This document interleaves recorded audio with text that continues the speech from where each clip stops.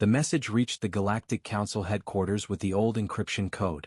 A code only the ancient race Caver used. This alone was strange. The Caver elders almost never contacted anyone. They lived far away on their silent, isolated world. They avoided politics, war, or alliances.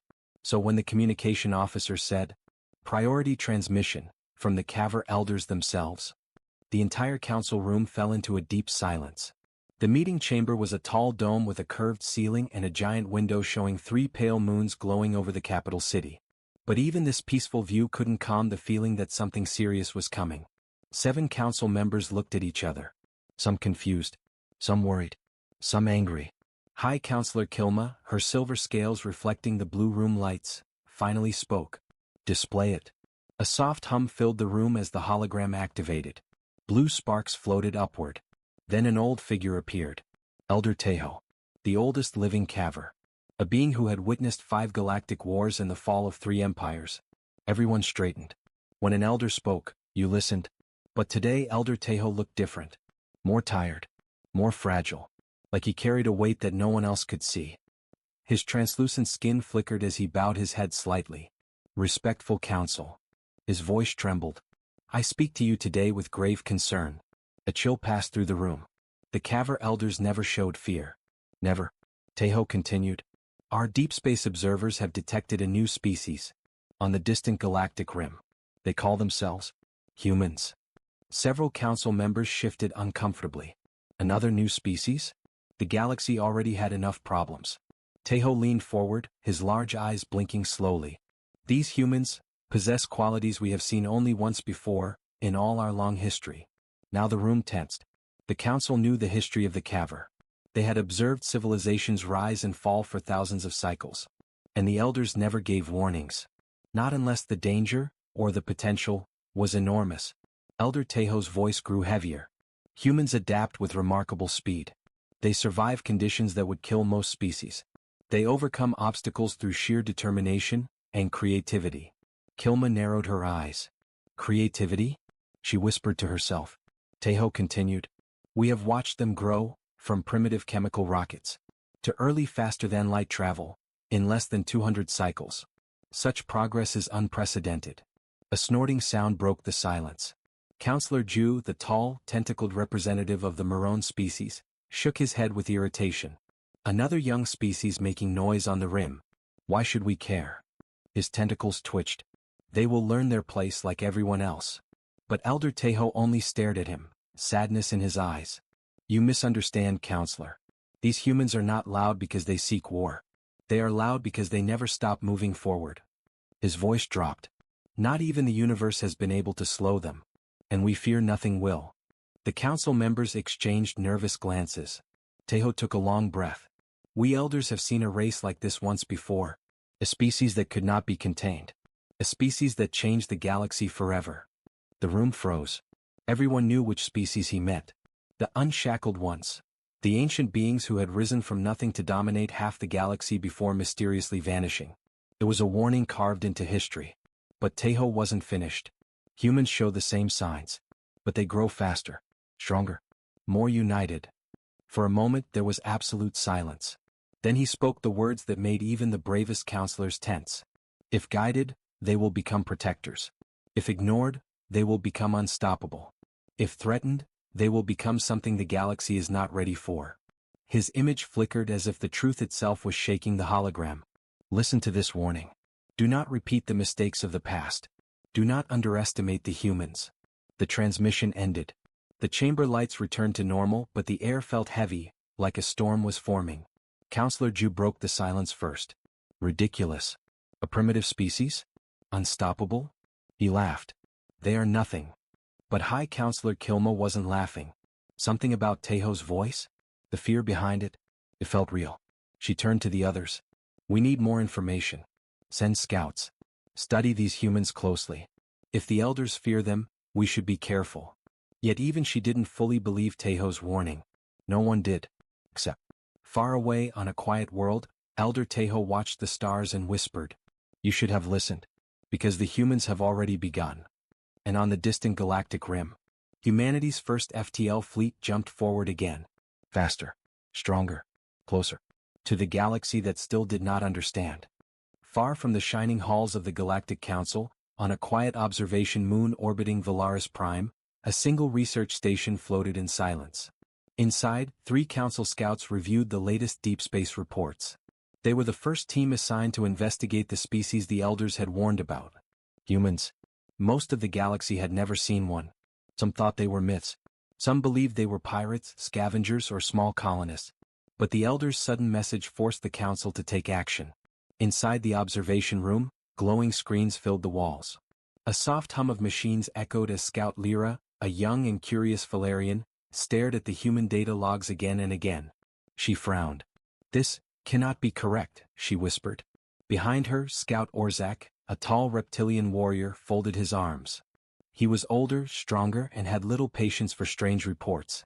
"What now?" Orzak groaned. Lyra pointed to the screen. Humans advanced from early FTL drives to stable warp corridors in only 5 cycles. Orzak snorted. "Impossible." But the 3rd Scout, Unit 7K, a calm and precise synthetic, spoke quietly. "The data is verified. Humans improve technology at an abnormal speed." Orzak shook his head, annoyed. "Every young species tries to look impressive.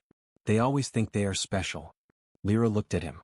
"Then why did the Elders send a warning?" For a moment, even Orzak had no answer. Before any of them could speak, one of the long-range sensors beeped sharply. Beep, beep, beep, beep. Lyra rushed to the console. "Something is entering Sector 19, at high velocity." Unit 7K's eyes glowed. "Trajectory unknown. Speed is increasing." Orzak frowned. No ship can increase speed inside a gravity-heavy sector. But the sensor disagreed. A bright light streaked across the holographic screen. And then, it stopped. A single vessel now floated in view of the observation moon. Small, angular, metallic gray with blue lights running along its sides. Lyra's eyes widened. "Is that?" Unit 7K answered first. "Human spacecraft detected. Designation, Pathfinder 12. The room fell silent. The humans had arrived. The first contact. The human ship did not attack. It did not run.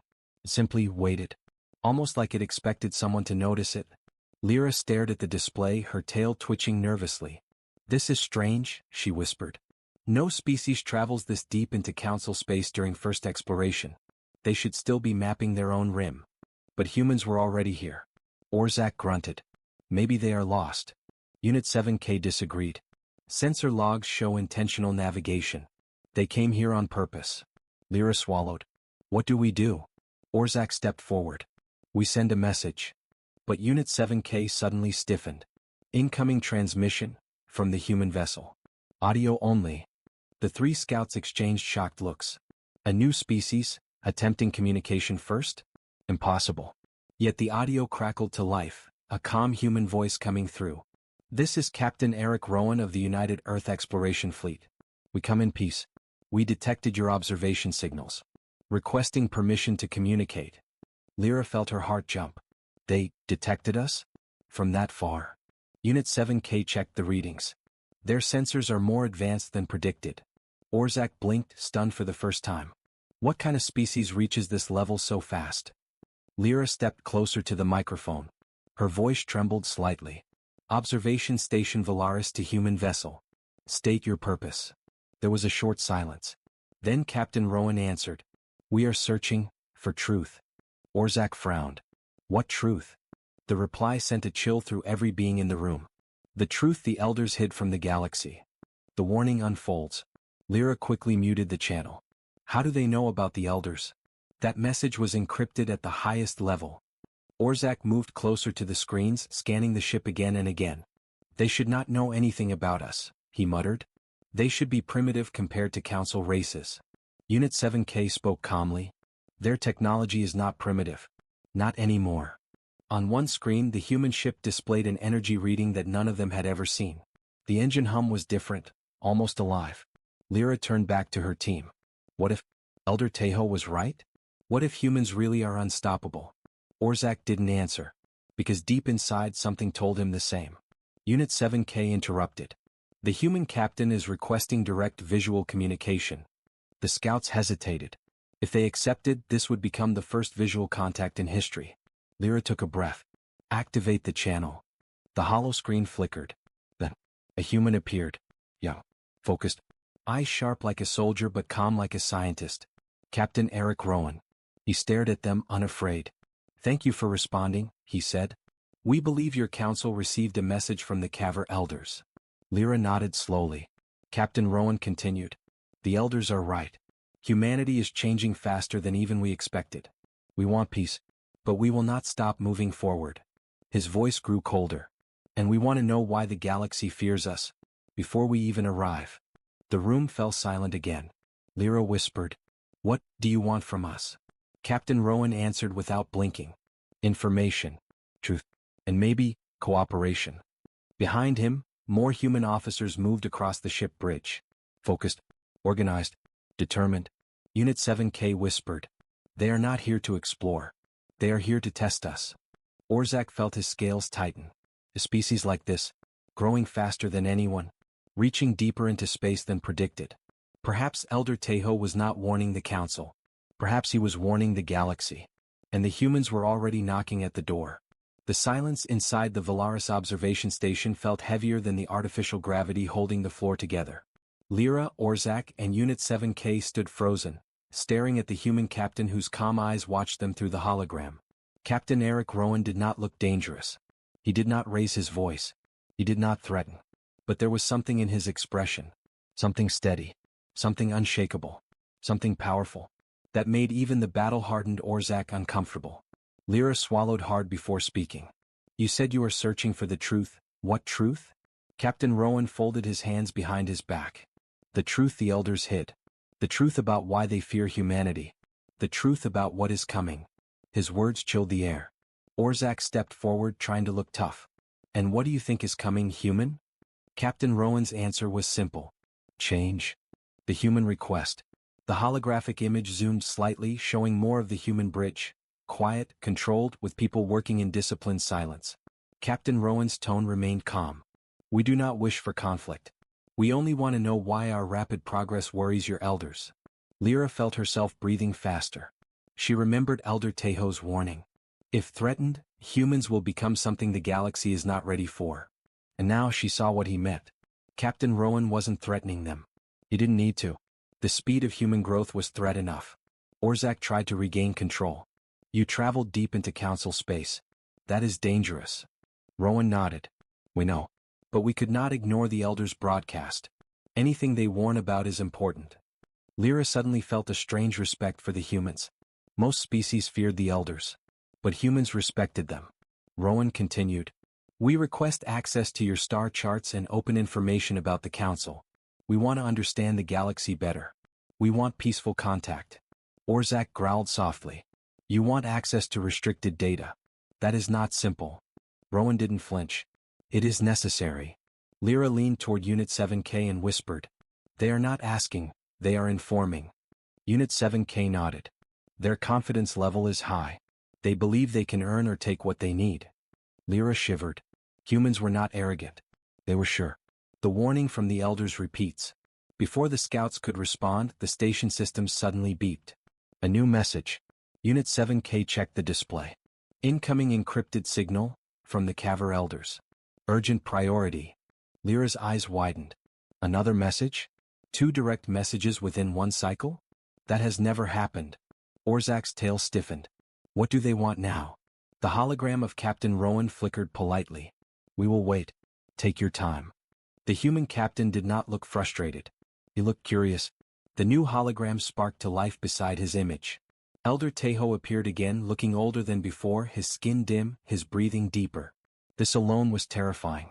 The elder whispered, "If you are receiving this, then they have already found you." The humans. "Listen carefully." Orzak stepped closer, stunned. "How does he know?" Elder Tejo continued. "We studied the humans for centuries. Long before they reached FTL. Long before they knew we existed." Lyra gasped. "They watched the humans secretly?" Unit 7K nodded. "Logical. The Elders watch everything. But they rarely intervene." Tejo's eyes lifted, full of old memories. At first they were fragile. Weak. Barely surviving their own world. "We believed they would die before they reached the stars." He closed his eyes. "We were wrong." Everyone stared. Tejo's voice shook with truth. When they fall, they rise again. When they break, they rebuild stronger. When they lose, they learn. Every pain becomes fuel. Every defeat becomes strength. His eyes opened again, sad but amazed. No other species grows through suffering like humans do. And no species survives as much of it. Captain Rowan watched quietly, his expression unreadable. The elder whispered, "So we hid the truth. We tried to delay their rise. But humans are like fire. Once they start burning, nothing can stop them." Orzak felt a deep fear settle in his chest. Elder Tejo finished. "Do not provoke them. Do not lie to them. Guide them if you can. Because if the galaxy pushes them, they will push back harder. And the galaxy will not win." The transmission ended instantly. No farewell. No closing message. Only silence. The scout's fear. Orzak stared at the dark screen. This is insane. Humans cannot be this powerful. But the fear in his voice said he believed it. Lyra looked at Captain Rowan again. He didn't deny anything. He simply stood quietly waiting, watching. Which somehow made it worse. Unit 7K finally spoke. "We must report this to the Council immediately. Elder warnings are rare. A double warning means extreme danger." Lyra nodded. "We need to be careful." Orzak muttered. "Humans evolve too fast. If they become enemies..." Captain Rowan finally spoke. "Enemies? We have no desire for war." He paused. "But we will defend ourselves if anyone tries to control or limit us." There it was. The unspoken truth. Humans wanted peace. But they would choose strength if pushed. And the galaxy had a long history of pushing rising species down. Lyra realized the Elder's fear wasn't about human aggression. It was about what humans became when oppressed. Something unstoppable. The decision. Lyra turned to Orzak and Unit 7K. "We must allow controlled communication. If we deny them, they might see it as hostility." Orzak looked frustrated. "So we hand them our secrets?" "No," Lyra said firmly. "We give them only what we must. But we build trust. Slowly." Unit 7K agreed. "Statistical analysis. Cooperation has a higher survival probability for us. Conflict has none." Orzak finally nodded. "Fine. But this will change everything." Lyra looked back at Captain Rowan. She spoke with a steady voice. "Human vessel Pathfinder 12. We accept limited cooperation. We will transmit basic star charts and peaceful contact protocols." Captain Rowan smiled slightly. "Thank you. This is the first step." Lyra whispered in her mind. "First step toward what?" Because the human ship still hummed with quiet power. And Captain Rowan's eyes held a message he did not speak. Humanity was coming. And the galaxy was not ready. The moment Lyra accepted cooperation with the humans, something inside the station shifted. The air felt heavier. The lights seemed dimmer. Every sound echoed longer than before. Because now, the first official contact between the Council and humanity had begun. Captain Eric Rowan's hologram remained steady, the quiet hum of his ship in the background. Orzak crossed his arms tightly. "Human Captain, we will share basic star charts. Nothing more. Do not expect secrets." Rowan nodded calmly. "We understand limits. But understand this as well, we do not come as spies or thieves. We come as explorers. Our goal is not war, but understanding." Lyra noticed something strange. His voice was calm yet strong. He spoke like someone who expected resistance, but had no fear of it. Unit 7K transferred files to the human ship with strict restrictions. Star locations only. No military routes. No Council weaknesses. After transmission, Rowan bowed his head slightly. "Thank you. This will help prevent misunderstandings." Orzak snorted. "Humans worry about misunderstandings?" Rowan gave a faint smile. "Misunderstandings start most wars." Lyra felt a chill. He was right. A new message. From space itself. Before she could speak, the station lights flickered. 1 time. 2 times. Then all at once, the entire station shuddered. Alarms blared across every corridor. Unit 7K's voice rose instantly. "Incoming warp signature. Not human. Not Council. Unknown origin." Orzak stepped toward the sensors. "Show us." A holographic map expanded above the control table. A red dot appeared. Then another. Then 6 more. Lyra's heart dropped. 8 ships, entering our space? So close to our station? Unit 7K scanned quickly. Identity match, the KRLL Dominion. Hostile species. War-driven. Orzak hissed under his breath. Carwell raiders, here? They never come this deep. Why now? Lyra's eyes widened. They detected the human ship. Unit 7K confirmed. Yes. They are moving towards the Pathfinder 12. Direct intercept course. The temperature in the room seemed to drop. Captain Rowan's image flickered as he turned to look off-screen. His crew was already preparing for battle. Lyra felt panic rise inside her chest. Human captain, run. You cannot defeat 8 Carwell ships. Orzak grabbed her arm. She is right. Even Council ships avoid fighting Carwell destroyers. But Captain Rowan did not look afraid. Not even a little. Instead, he gave a slow, calm exhale. We will not fire unless attacked. But we will not flee. Orzak shouted. Are you mad? 8 enemy ships. Rowan interrupted, quietly but firmly. We have capabilities you have not seen yet. The Carwell arrive. Outside the observation window, dark shapes emerged from the warp. 8 Carwell Dominion warships. Spiked. Armored. Predatory. They moved like wolves surrounding prey. The lead Carwell ship opened a channel without permission. A deep, cruel voice filled the room. Unidentified vessel. You are trespassing. Shut down engines. Surrender your ship. Or die screaming. Lyra felt her legs weaken. The Carwell loved enslaving new species. If they captured humans now, it would be disaster. Captain Rowan's voice remained calm. This is United Earth Vessel Pathfinder 12. We are peaceful. We will not surrender. A laugh echoed from the Carwell commander. Then you will be the first humans to die in our territory. Orzak slammed a fist on the console. This is madness. They will destroy them. But Unit 7K stared at the readings. Strange, the human ship is charging energy. But not weapons. Something unknown. Lyra leaned toward the hologram. Captain, what are you doing? Rowan's answer was slow, quiet, and unsettling. Preparing. The first human surprise. The largest Carwell ship fired a warning shot. A bright red beam slicing just past Pathfinder 12. Lyra gasped. That would rip our station in half. But the human ship didn't move. Instead, a shimmering field expanded around it. Unit 7KS sensor screamed. Energy shield detected. Type, unknown. Strength, unimaginable. This is not council-level technology. Orzak's jaw dropped open. That shield absorbed a Carwell beam? No species can. A second shot fired, direct hit. Boom. The blast lit up space like a dying star. But when the light faded, the human ship stood unharmed. Rowan's voice was steady. We do not wish to harm you. Leave now. The Carwell commander roared. Impossible. Fire all weapons. 8 ships unleashed everything. Plasma cannons, gravity torpedoes, atomic spears. The entire space lit up with deadly fire. The observation station shook violently from the shockwaves. Lyra gripped the console. They can't survive this. No one can survive this. But Unit 7KS voice cracked with shock. The human ship is still intact. No damage recorded. Orzak's scales trembled. What have these humans built? The moment that changed everything. Captain Rowan finally gave a soft command to his crew. Activate the harmonic response. Unit 7KS processors overheated trying to interpret the reading. I do not understand this technology. It looks like frequency manipulation, but on a massive scale. The space around the human ship shimmered.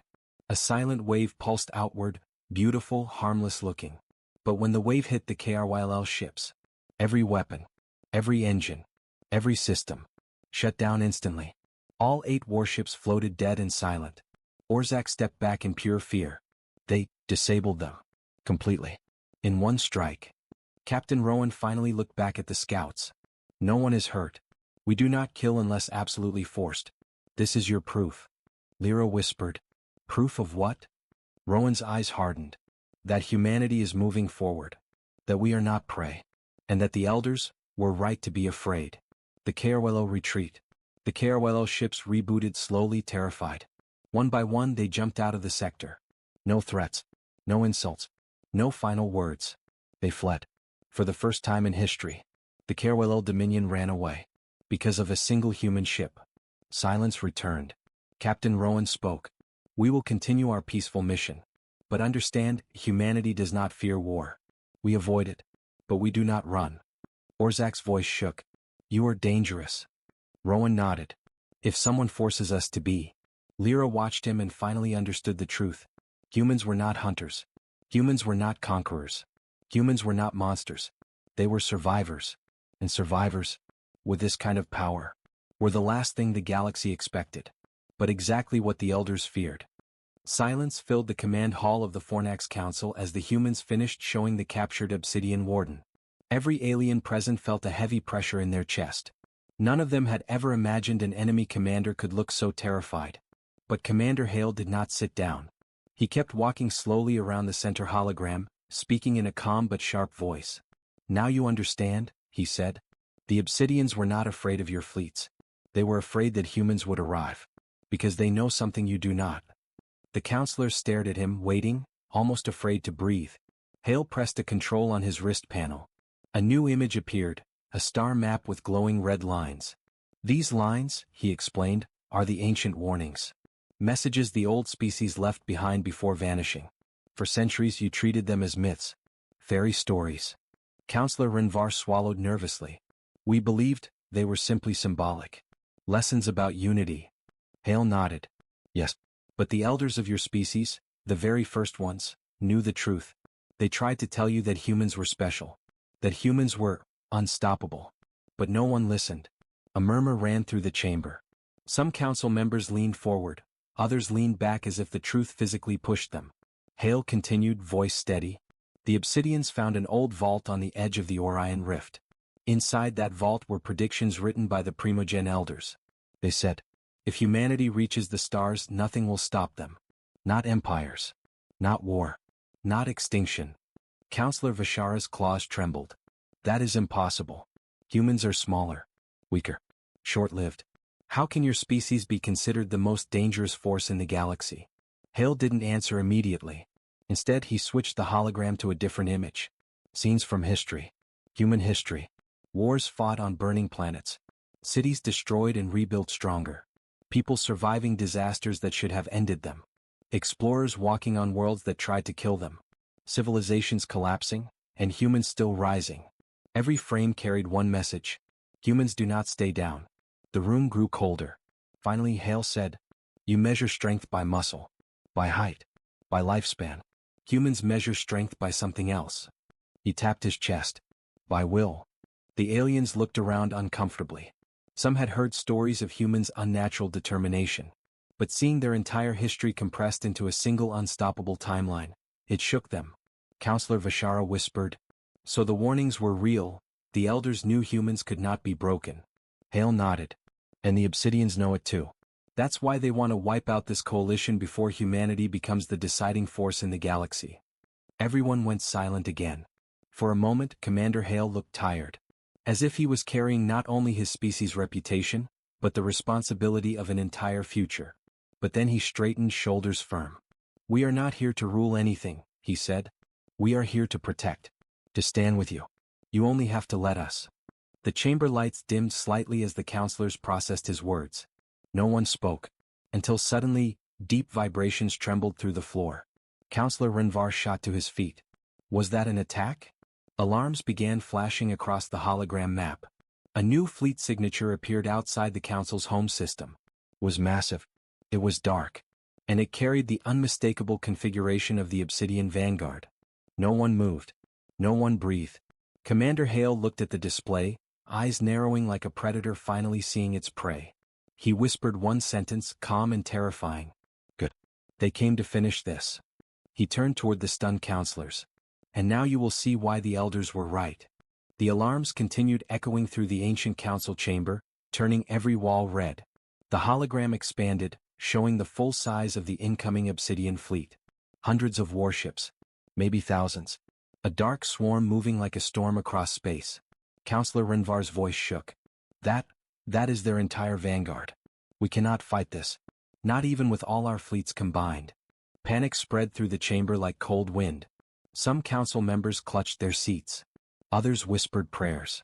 A few stared blankly, accepting their fate. But Commander Hale did not panic. He stepped forward, watching the massive enemy fleet with steady, unreadable eyes.